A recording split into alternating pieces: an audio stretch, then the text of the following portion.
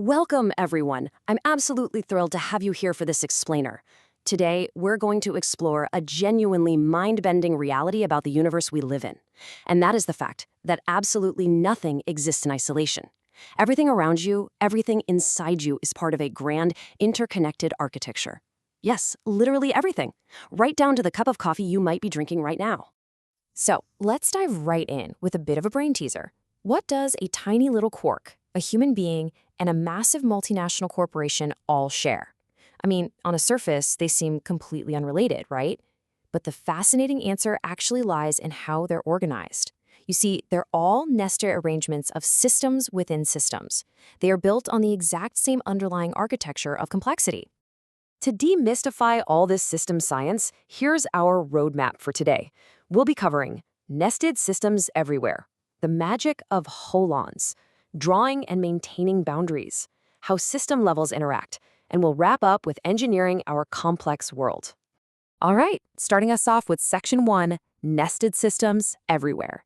Now, this foundational idea goes back to Kenneth Boulding in 1956, but I love how Tyler Volk's Quarks to Culture timeline maps it out. It's like watching the universe literally level up. Notice how major evolutionary transformations give rise to entirely new forms of organization. We start at Era 1 with elementary particles. Those interact and stabilize to form Era 2, atoms and molecules.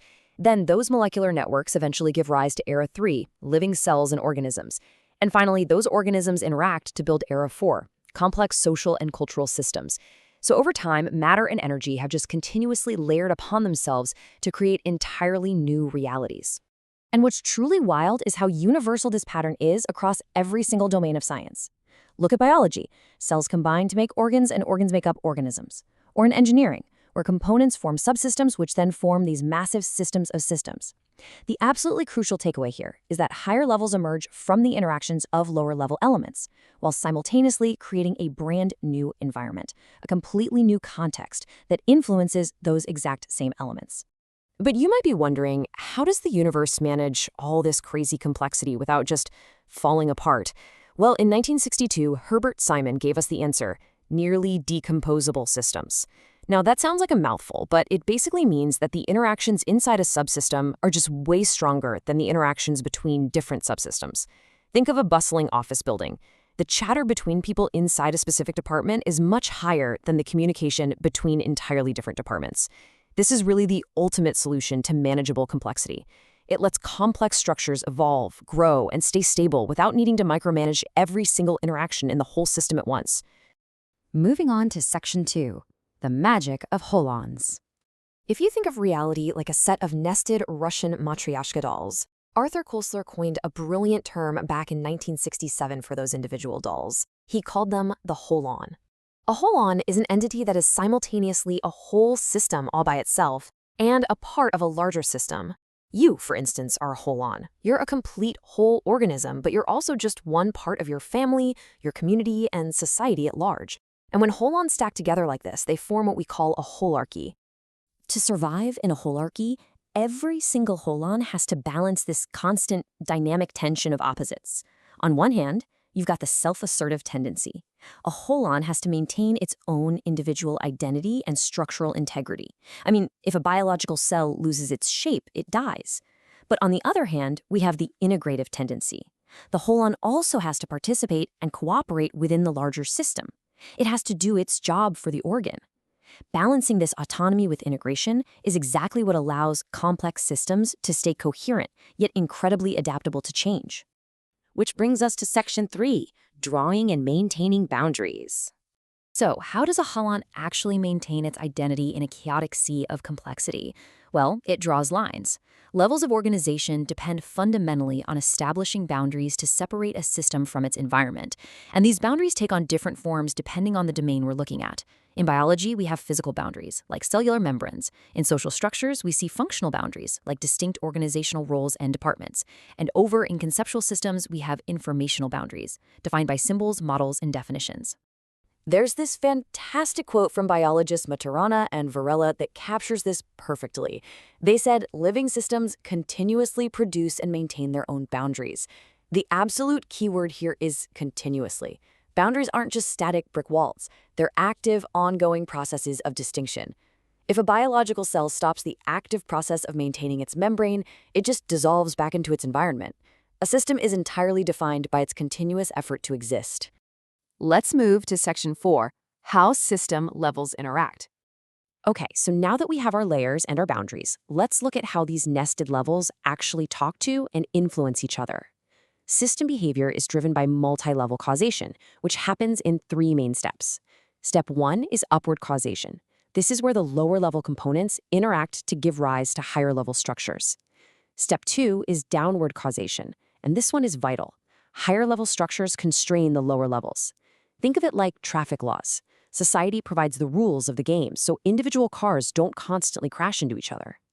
And step 3 is reciprocal causation, where feedback processes link multiple levels simultaneously. So higher-level organization isn't just about top-down bossiness. It actually provides crucial structure and context that enables coordinated behavior across the entire system. Because these levels are so deeply interconnected, scientists Gunderson and Halling introduced the concept of panarchy. Panarchy is super interesting because it views systems not as rigid architectural pyramids, but as nested adaptive cycles operating dynamically across multiple scales over time. The system isn't frozen, it's always breathing, always evolving. And it's actually time scales that separate the dynamics within a panarchy. Think of revolt, where small, really fast, lower-level processes scale up to trigger massive upward change. But balancing that out is, remember, higher levels operate much more slowly. They act as the system's memory, slowly stabilizing the lower levels downward and making sure the system doesn't just tear itself apart at every tiny disruption. It's this beautiful separation of fast and slow that keeps a system both innovative and stable. So these levels are constantly being born and sustained through what we call generative dynamics. First up is integration, sometimes called homogenesis, which is just a fancy way of saying parts fused together to make a brand new whole. Second is diversification, where variations expand within a specific level. And all of this action happens against a third factor, constraints. Every system has limits on energy, materials, and environmental compatibility.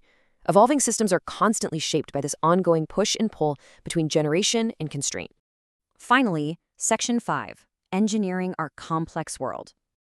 Let's bring all this abstract science back down to Earth and look at how we actually apply these master keys to build our modern society. A crucial insight from Harold Morowitz is that energy flowing through matter under far from equilibrium conditions creates increasing levels of organization. Systems literally only exist because they can maintain their structured layers through continuous flows of energy and resources. If those flows stop, the system fails to stabilize and just fades away. Understanding holarchies and multi-level causation is pretty much the ultimate superpower for today's systems engineers. It allows us to effectively manage complexity across levels in massive systems of systems. Think about the global internet or a modern smart city grid. It helps us anticipate emergent behavior before it causes some catastrophic failure.